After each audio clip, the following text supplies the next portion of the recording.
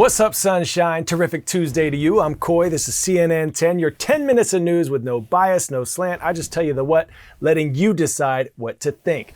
Tomorrow is Your Word Wednesday, so submit your vocabulary words and definition in the comments section of my most recent post at CoyWire on Instagram, Snapchat, TikTok, and we're going to choose one winner to help us write tomorrow's show. And put your school, city, state, and teacher's name in there so we can show you some love. All right, let's get you your news. We're starting today with new technology that claims to be making shopping easier and cheaper. It's an AI-powered smart cart called Caper. Delivery company Instacart is rolling out high-tech buggies in grocery chains like Kroger, Schnucks, and ShopRite. These things can scan products, they weigh items as they're dropped in, they can offer coupons and product suggestions to customers as they shop. The new technology aims to assist both grocery chains and the customer.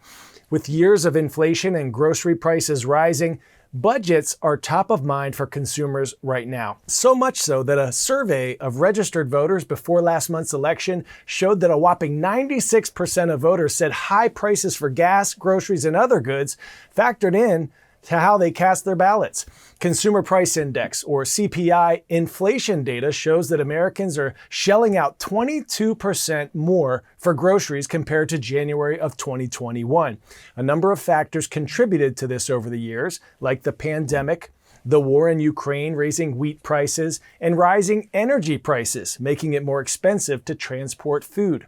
While wage increases are now outpacing the soaring food prices, people are tired of food prices staying so high, and they likely won't be going down anytime soon. So, could technology like this help ease shoppers' budgeting pain? CNN's Claire Duffy took a smart cart for a test run to show us how they work. This is Caper Cart, an AI-powered smart shopping cart that hopes to solve a familiar grocery store headache: self-checkout. Please put an item in the bagging area. That's something we don't want here at all. Instead of scanning items at one of these, Caper's technology lets you check out items in your cart. No need to fumble around looking for barcodes. Caper claims that multiple smart sensors and cameras can automatically detect barcodes as items go in or out of your cart. It can even weigh produce. Our core focus when building this product was to make sure that none of those extremely annoying pain points that you see with self-checkout present themselves on the Caper cart. Okay, but what if I decide that's actually not the one I want? Take it out. Oh, it just automatically took it out. That was good. I had to take a little more care with a couple of items. Oh, that wasn't good enough. But for the most part, product scanning was seamless. The cart even caught my tissue box toss. Oh, got that. Caper claims their carts don't just save you time, but money as well. The carts are free to use, and the display shows a running total of your items to help keep you on budget. 4 items, and we're already at $14.35. It surfaces coupons for items you've added to your cart, and even recommends products on sale nearby. We can get a coupon for ginger ale. It tells me it's on aisle 14. Location-based recommendations are just one of these features Caper Cart gained after being acquired by Instacart in 2021. The sophistication that Instacart has been building around AI and product recommendations, we get to leverage all of that in the in-store experience. We want to really personalize the experience based off of where you are in the store, what you have in your basket, how you shopped in the past, to really recommend things that cater really well to your diet or your family's shopping patterns. As my cart continued to serve me coupons and ads, I couldn't help but feel like it was encouraging me to buy more.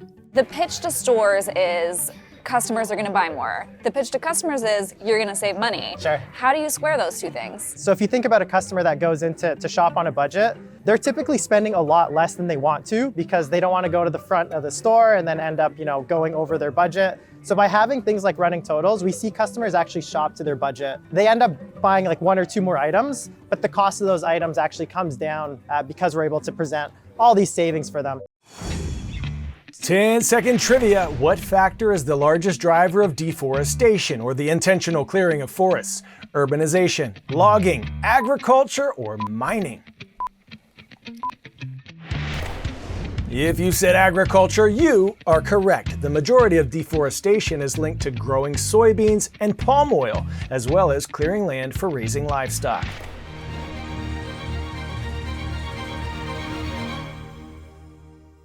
The Amazon rainforest covers nearly 60% of the South American country of Peru, making it the second largest expanse after Brazil. Today on Call to Earth, we travel to a Peruvian jungle metropolis where a conservation group is inspiring the next generation of planet protectors with a unique and playful project. Iquitos, Peru.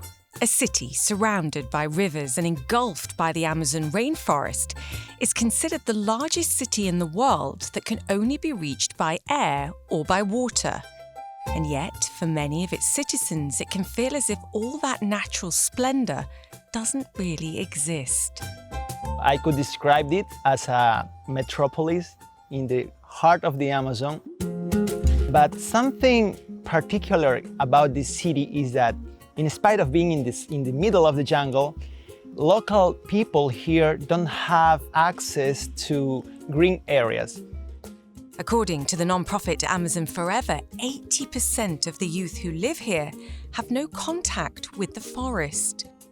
That means that 80% of the Amazonian children in Iquitos have nature deficit disorder. That's a big challenge because in a couple of years they are going to be the decision makers here in the Amazon. And that statistic led to the creation of this.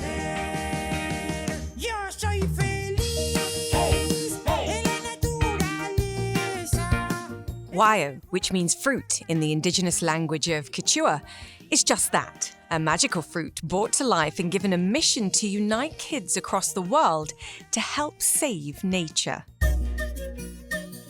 Javier Velasquez created and writes Guayo's Eco Tales, which were inspired by his own upbringing.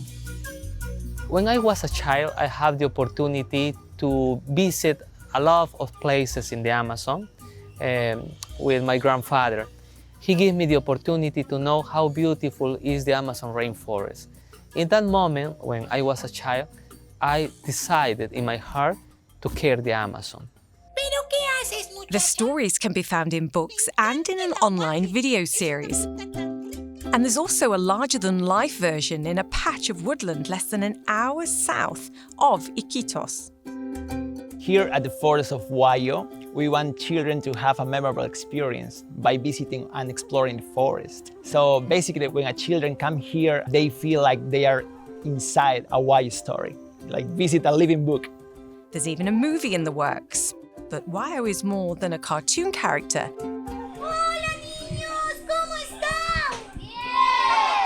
It's grown into an entire learning method that forms the core of an educational program run by Amazon Forever. Since launching back in 2016, they've reached more than 45,000 children with the Guayo method.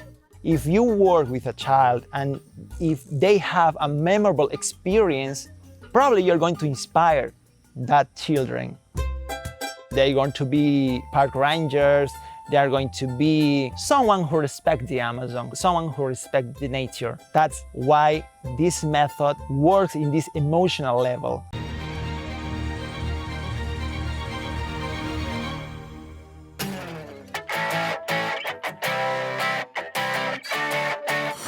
Today's story getting a 10 out of 10 is taking us to great heights. Or not great if you have acrophobia. The Sky Ladder is a new attraction in China that hovers 5,000 feet above the ground. Climbers traverse steep rock walls before even reaching the ladder, which is more than 500 feet long, swaying between two mountain cliffs. The nature park in China's Hunan province is an area famous for complex and diverse landforms. If you had to choose between climbing this thing or keeping your feet on the ground, would you choose the ladder or the ladder? I want to thank all of you for choosing us to get caught up on your news. We're sending a shout out today to Riley, Kansas, home of the Falcons at Riley County High School. Rise up. I'm Coy Wire. This is CNN 10. Be sure to like, subscribe on our CNN 10 YouTube channel, and put those shout out requests in the comments section. I'll see you tomorrow.